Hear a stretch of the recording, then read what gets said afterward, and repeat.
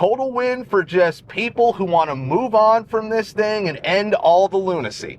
It's a good day, and it's a good win. Welcome back to the show. Be sure to subscribe. Let's get right to it. First topic. So Trump gave a hilarious answer when he was asked about whether or not he cared if actors were boycotting him being there during Les Miserables. Go ahead, take a look at the clip. It's been reported that some actors may be boycotting tonight. I couldn't care less, honestly. All I do is run the country well. The economic numbers, you saw them today, they're setting records. We took $88 billion in tariffs in 2 months, far beyond what anybody expected. There's no inflation. People are happy. People are wealthy. The country is getting back to strength again. That's what I care about. And we're going to have a safe country. We're not going to have what would have happened in Los Angeles. Remember, if I wasn't there, if I didn't act quickly on that, Los Angeles would be burning to the ground right now. Thank you. What a hilarious answer. Of course, the guy doesn't give a damn if actors are boycotting because he's in attendance. The only reason he's there is just to, like, be seen and make an appearance for the Kennedy Center because he's making the Kennedy Center great again. I think he's like the head of the board or something, and he's removing woke, which, I mean, actors boycotting him in attendance is still some remnants of woke being in the whole facility, so he's probably going to have to address that. But yeah, I mean, the guy likes going to fights, you know. I don't really think he cares to go see Les Miserables, and I don't know if maybe Melania does. He probably just did it for Melania, and you know, she probably wanted to see it, and like, all right, I'm revamping this place anyway, so it's probably good for me to make an appearance. But yeah, to ever think that the guy would care for actors boycotting after all he's been through, like, oh yeah, he's not going to recover from that one, and they're really making a stand, folks. But all right, let's get to the next topic. So Karoline Leavitt, the press secretary of the White House, completely owned a reporter over her stupid question about protests. Go ahead, take a look at the clip. He supports the First Amendment. He supports the right of Americans to make their voices heard. He does not support violence of any kind. He does not support assaulting law enforcement officers who are simply trying to do their job. It's very clear for the president what he supports and what he does not. Unfortunately for Democrats, that line has not been made clear, and they've allowed this unrest and this violence to continue, and the president has had to step in. So if there were peaceful protests on Saturday for the military parade, President Trump would allow that? Of course the president supports peaceful protests. What a stupid question. Raquel. Thank you so much, Caroline. Yeah, so the left are totally like creating this fake narrative out there that Trump is anti-protest and like, oh, he's just trying to make it so you can't use your free speech and your right to protest out there. Listen, the guy could care less if people actually are really protesting, right? You know, like a civilized, peaceful protest where you go out and you hold a sign and you have a chant and you maybe have a megaphone, right? He could care less about that. See, that's a peaceful protest. That is America. When people just go out there and riot in the streets and loot, you know, assault police officers and federal agents, yeah, that's when he's got a problem. And if the local officials don't step in and try to put an end to it by telling the police force, yeah, go ahead and start arresting people and enforcing crime, then, you know, Trump's going to have to go in there if they're not going to do that, right? So Trump's going to have to send the National Guard or maybe even the military in the case of, you know, like what's going on in LA, you know, and now I guess other cities around the nation, you know, just because they're totally bought and paid for, you know, protests, peaceful protests. But get out of here, folks. But to think that there's this narrative that Trump's trying to completely end protests and he wouldn't allow people to protest his parade, you know, but you got to be a pretty terrible person if you're going to go protest, like, you know, the 250th anniversary of the Army or whatever. It's some sort of 250th anniversary parade. And, you know, it's just sickening how there's so many anti-Americans in America these days that just want to see it burn and they just hate what America stands for, right? But that's just the world we're living in, folks, and it's a sick world. But all right, let's get to the next topic here. So people are pissed at Riley Gaines' response over Simone Biles' apology. Go ahead, take a look at the clip. She got to fulfill.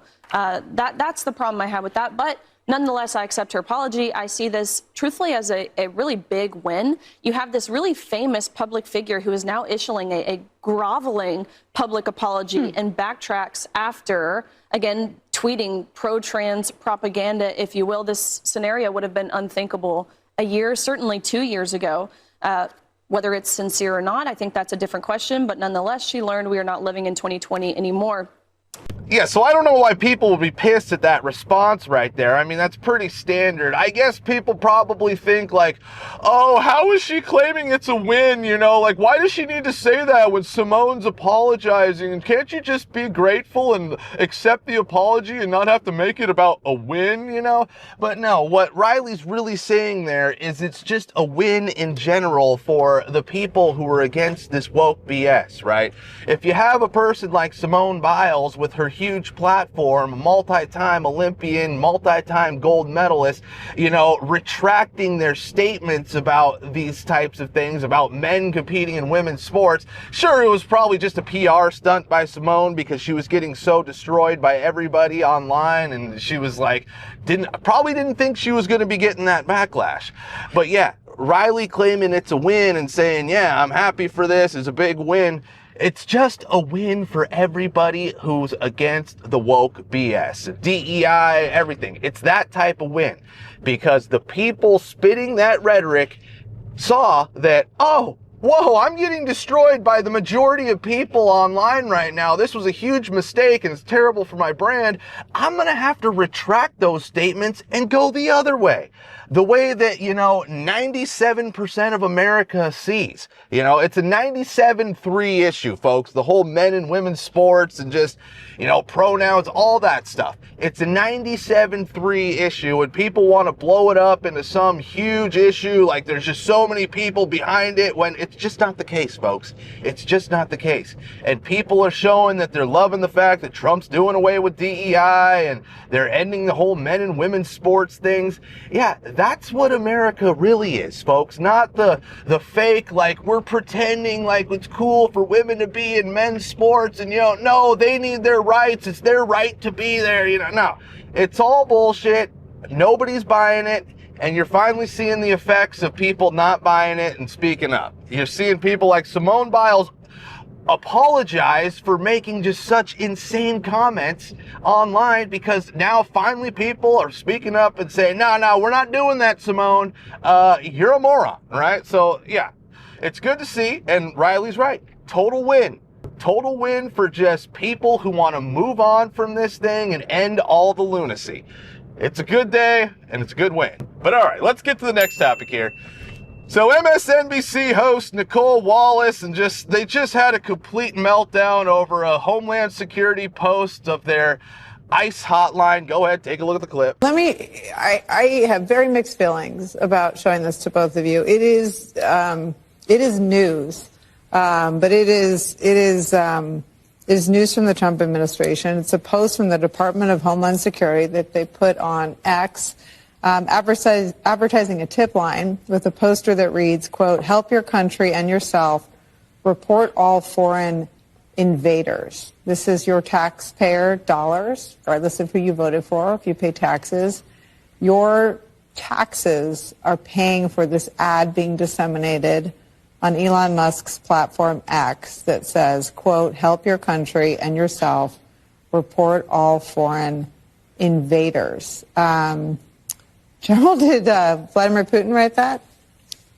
He might very well have. Yeah, I mean, when will left-wing media learn that their ratings are just completely tanking, and these types of stories and these types of segments are just, you're talking to, you know, a very small part of America now, where that's what you're pandering to, like I wonder who wrote that, Vladimir Putin, you know, get out of here. It's just so funny how they're never going to learn, right? I mean, I can't believe the higher ups and the executives at these networks aren't like, dude, we're done with this stupid crap. You're going to tell it like it is, and you're not going to just have everything be, you know, anti-Trump, anti-Trump, anti-Trump.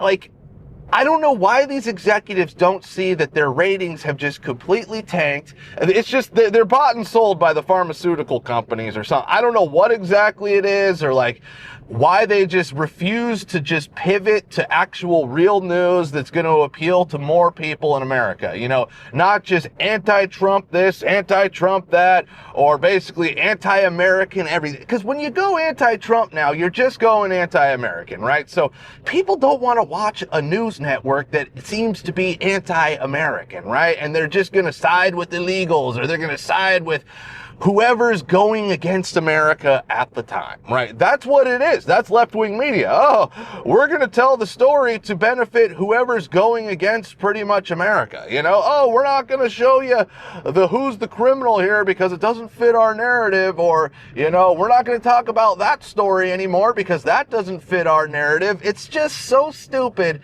that, like, they continue to push this type of crap to their complete detriment and basically to their extinction, because left-wing media, it's all about to just go away because, you know, nobody's watching. And if nobody's watching, nobody's going to be supporting it. You're not making any money, and you're just going to have to fire all your talent, and you're just going to have to close up shop at that point. And then you're basically going to be getting only Fox News and people on YouTube, podcasts. It's really the only thing that you're going to be getting your news from, right? Twitter or X. That's it. You're not, the legacy media is dying, and it's going to be a shell of what it actually was in the near future.